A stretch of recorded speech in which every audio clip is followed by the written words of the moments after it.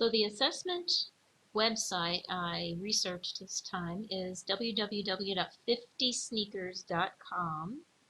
This is a free site that allows teachers to create online assessments that students can take anytime from home or school.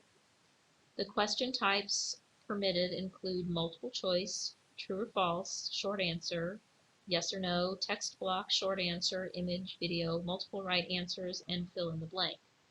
When creating questions, teachers can upload images as needed to provide visual cues to aid learners in understanding the meaning of the questions. We're going to take a tour. We just talked about what 50Sneakers is. It allows teachers to create printable or downloadable worksheets or assessments, or to provide students with e-tests or online tests that will allow them to receive immediate feedback. It is globally accessible from any computer as long as you create an account. An account is required. When creating assessment items, you create a library of assessment items, and then those assessment items can be used in multiple assessments, e-tests or printable tests, and then can be used in a multitude of ways.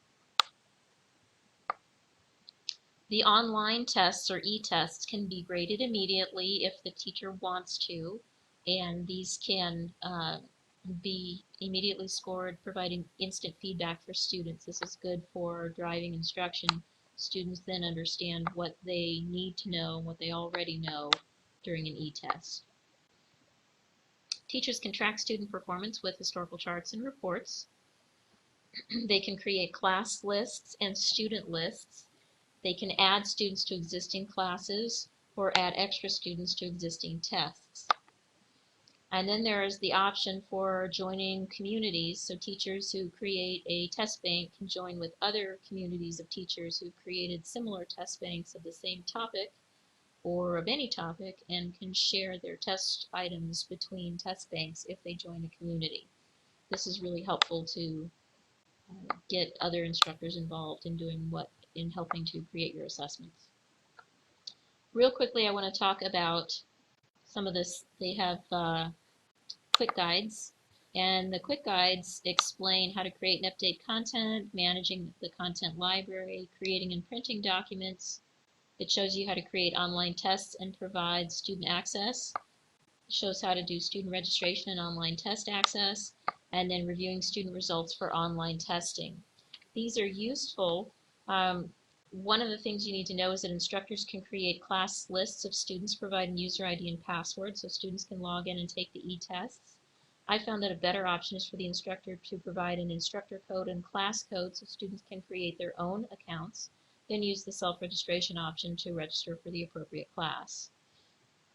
The instructor must check Allow Student Registration. There's a box for that to create the instructor and class codes. Once the instructor locks a test, you can lock a test, which prevents changes from being made to the test. Locking a test creates a URL for student public access to the test. The instructor can then post the URL on his or her web page. Students can click on the URL and enter the instructor-provided test code to be able to take the test. I found this to be the best way to have students access it.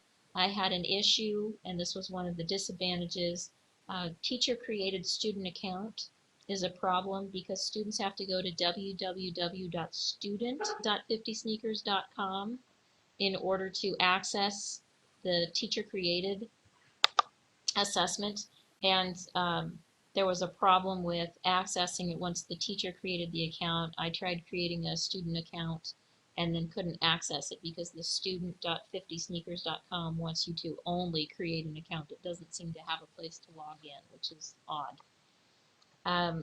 Another instance, I had been creating a problem for my test bank and the system crashed and I lost everything. So it's a very good idea to create your problems in Word, save it in Word, and then try to add it to the test bank rather than try to create it from the test bank. There's a good chance that you will lose your data if you try that. I'm just going to quickly click through some of the information here. This is the quick guide, just to show you what's available on the quick guide, the student homepage and what it looks like. Here we have the student list. So these are students, student IDs, emails, passwords can be hidden, or if you check this box here, it will unhide the passwords and then you can view the passwords for the students. You can also ask it to change the passwords. There's an example of right here where you click on the password and then it shows the student passwords. You click on these to inactivate students if you want to make them inactive. You select all student rows or individual rows to make changes to individual students or several students at once. There's a drop-down menu here to choose an action if you want to make changes to multiple students at once that are, if you have multiple boxes checked. This just shows you some information. There's an example of an instructor code and then a couple of class codes that can be given to students to have them access classes or access individual assessments or instructor information. So then your student on their student.FiftySneakers.com registration page, they enter the instructor code or the instructor class code, and then they start. This is where we had problems with an already created student account that it doesn't give you a place to log in. It was very strange. That was really the only issue I had. This site has a lot of functionality and a lot of options that teachers can use. There is a little bit of a learning curve getting used to all of the options when there are this many options, but it has a lot of function for a site that is absolutely free. And just those couple of disadvantages that I mentioned that could potentially be a problem, it does provide a nice way for students to access a teacher-created e-test, get immediate feedback, and then the teacher can see what students are struggling with as a result and then change their instruction as a result. Hopefully you found this useful.